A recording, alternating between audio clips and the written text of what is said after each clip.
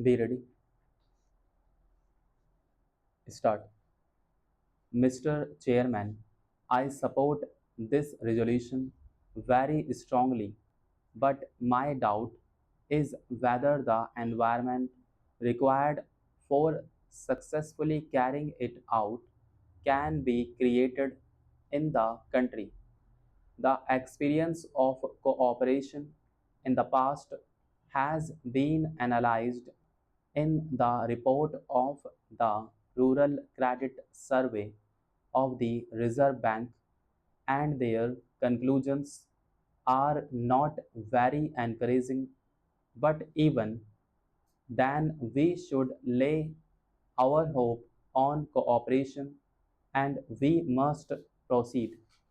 Now I am speaking about distributive cooperation or consumers cooperation. In this country, I know in the last few years, the traders have been making large profits by raising prices. We often complain of deficit financing as the cause for the rise in prices, but really, a large part of it is due to the traders. Take the case of even vegetables. In Delhi, for instance, the vegetables are sold at very high prices because of the traders clinging together, and this has been going on all over the country. That is to say, goods are sold at high prices not because the prices at the source are high, but because the people are trading in them, join together, add all kinds of extras, and sell them at high prices.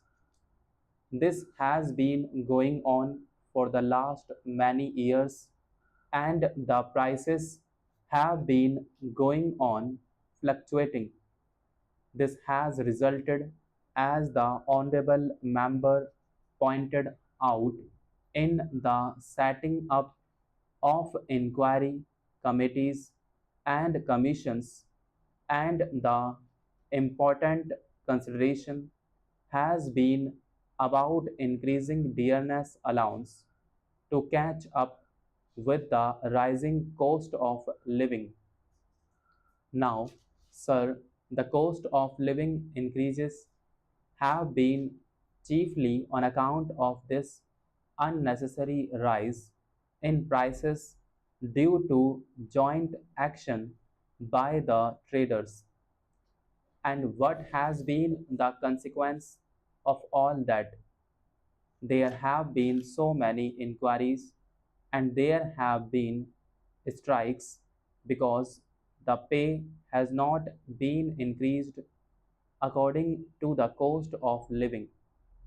I do not want to go into all that, but the point here is that all these troubles, these labor troubles, especially, are largely due to these high prices, so it must be effectively controlled.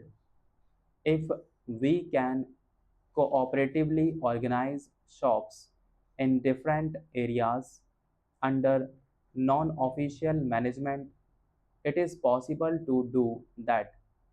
It is necessary to keep the prices under control, especially of the necessaries of life. The Honorable Member mentioned various articles. First of all, food grains are the most important. Madam Deputy Chairman, I am glad that the seventh annual report of the National Small Industries Corporation Limited has been taken up for discussion today.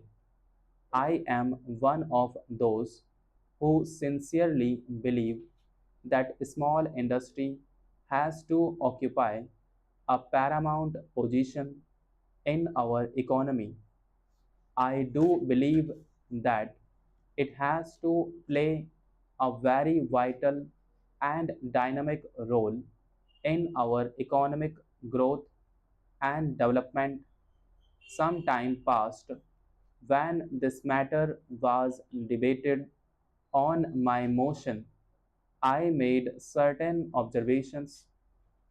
The honorable member was good enough to reply to some of the points raised by me, except the reply I heard on that occasion. Nothing seems to have been done in regard to the various matters which inhibit the growth and development of the small sector.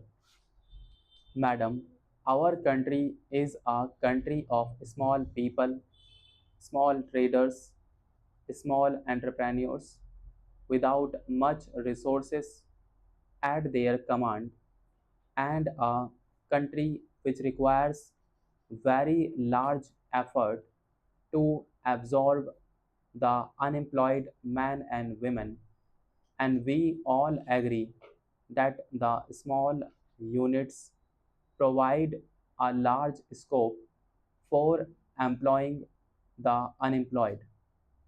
Government has been professing all along that it believes, as we do here, in the development of the small scale sector.